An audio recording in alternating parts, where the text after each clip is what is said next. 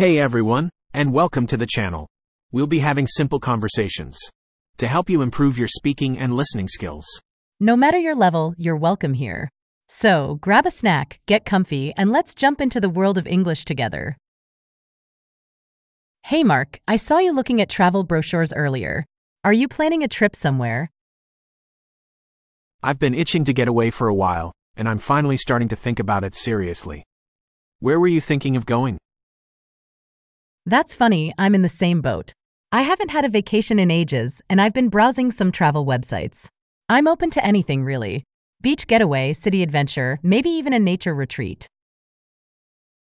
Interesting. Well, beaches are nice, but I tend to get a little bored just lying around. Maybe somewhere with some cool historical sites or a vibrant culture? Ooh, that does sound tempting. Europe has always been a dream destination for me. So much history and art to see. Europe is great, but have you considered Asia? The food scene in places like Thailand or Vietnam is incredible, and there are some breathtaking landscapes too. Wow, Asia hadn't even crossed my mind. I've heard amazing things about the food, especially Thai curries. Exactly. Plus, Southeast Asia is generally quite affordable for travel. We could explore ancient temples in Cambodia, hike through rice paddies in Vietnam, or relax on the beaches of Thailand. That sounds incredible. I love the idea of trying new foods and immersing myself in a different culture. But wouldn't it be a long flight from here? It can be a long haul, but there are often good deals on flights to Asia. We could break it up with a stopover in a different city too. That's a good point. Maybe we could even do some backpacking and travel around for a few weeks, hitting different countries in the region. Now you're talking. We could start in Thailand, then head up to Vietnam and explore the Mekong Delta. Maybe even squeeze in a side trip to Laos for a few days. This is getting exciting. We could plan our own itinerary and really get off the beaten path. Have you researched any specific places to stay or things to do? Not yet, but I know there are tons of travel blogs and resources online. We could spend some evenings this week brainstorming and making a rough plan. Perfect.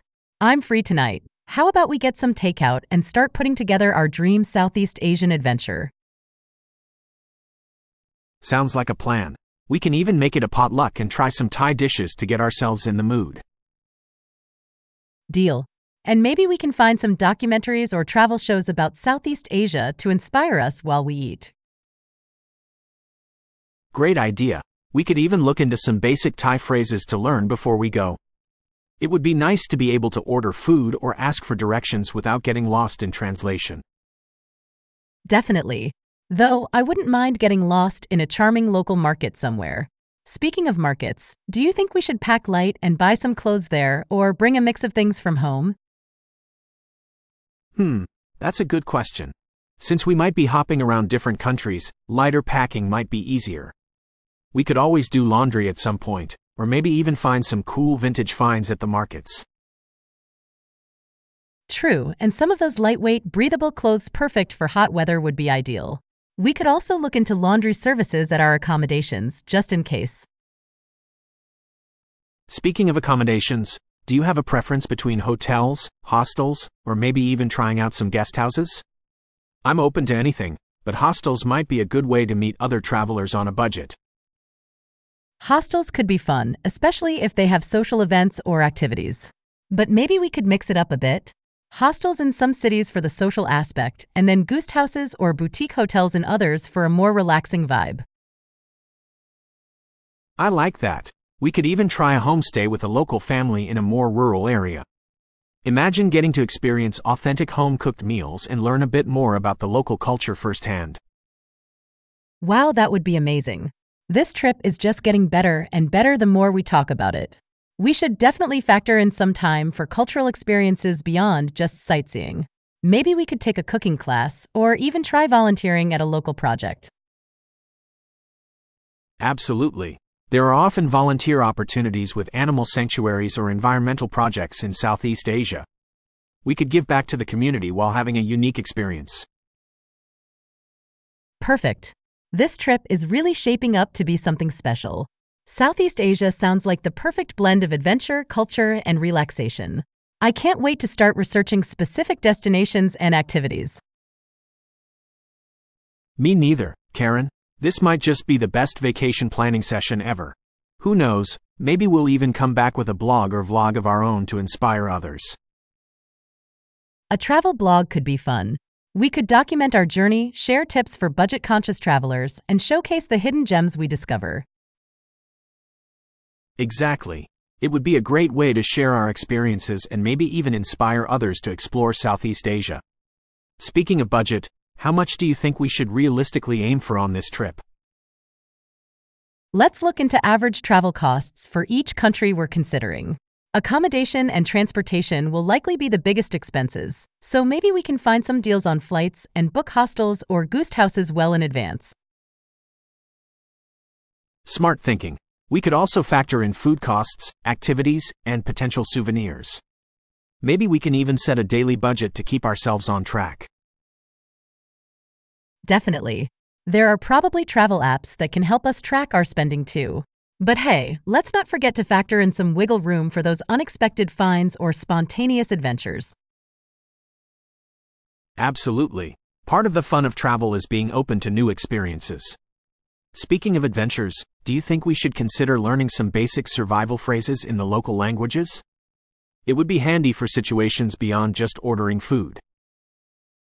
Great idea. There are probably some language learning apps we could use. Imagine being able to have a basic conversation with a local shopkeeper or ask for directions in a remote village. Exactly. It would add a whole new layer to the experience and show respect for the local culture. Alright, so we have a rough plan for destinations, accommodation types, and even some budget considerations. What else should we think about?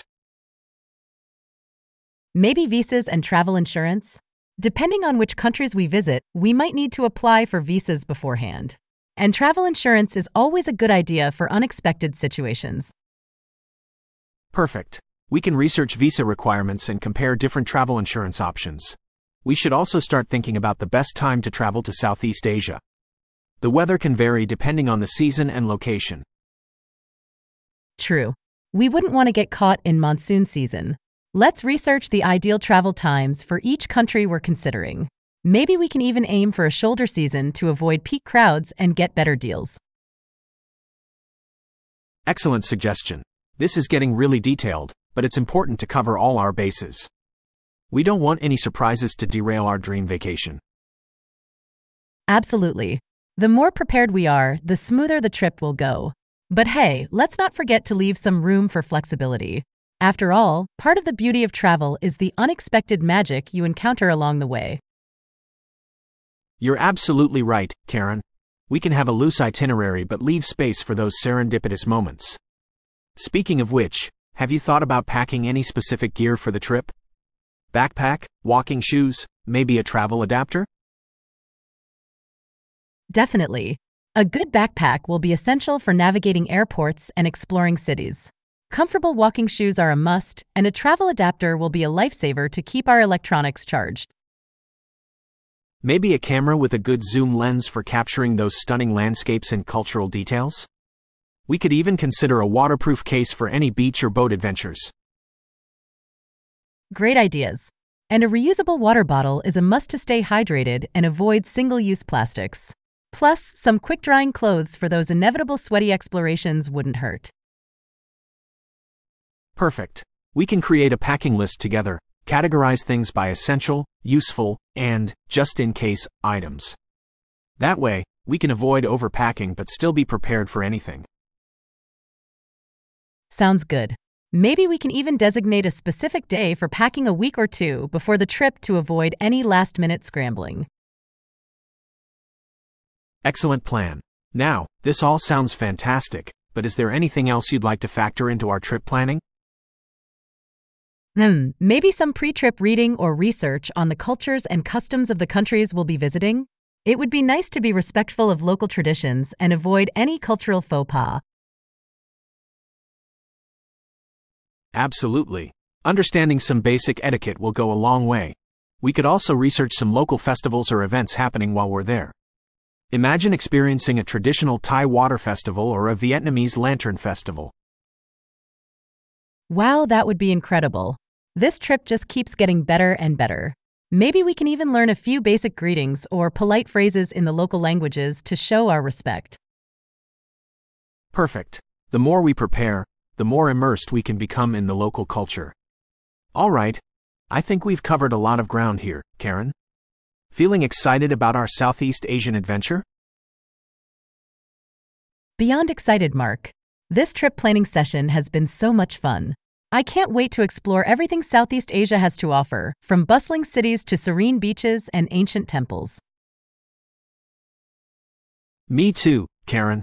Now that we have a solid foundation for our trip, we can start getting down to the nitty-gritty. How about we spend the next session diving into specific destinations? Perfect. Maybe we can make a short list of the countries we're most interested in and then research must-see sites, hidden gems, and off-the-beaten-path adventures in each location. Sounds good. We can utilize travel blogs, guidebooks, and even YouTube channels for inspiration. Maybe we can even prioritize our destinations based on the ideal travel times for each one. Great idea. We can create a rough itinerary that flows well, considering travel times and distances between locations. Maybe we can even factor in some internal flights or overnight train journeys for longer distances. Excellent thinking. And don't forget about transportation within each city. We can research local bus systems, tuk-tuks, or even renting bicycles for a more active experience. Love it.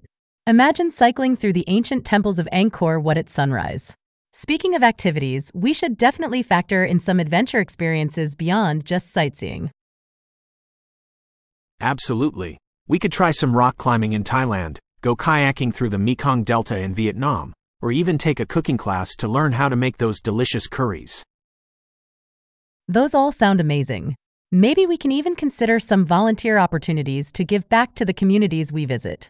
Imagine helping at an elephant sanctuary or a beach cleanup project.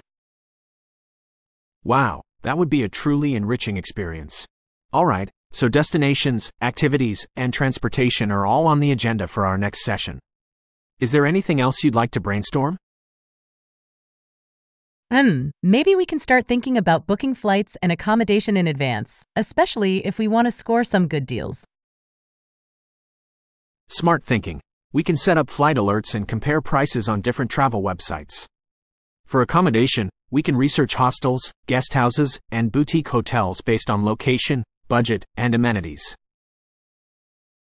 Maybe we can even consider booking some unique experiences in advance, like a traditional homestay or a boat tour through Ha Long Bay. Great suggestion. The more we plan beforehand, the less scrambling we'll have to do during the trip itself. All right, looks like we have a lot to cover in our next planning session, Karen. Getting excited already. Me too, Mark.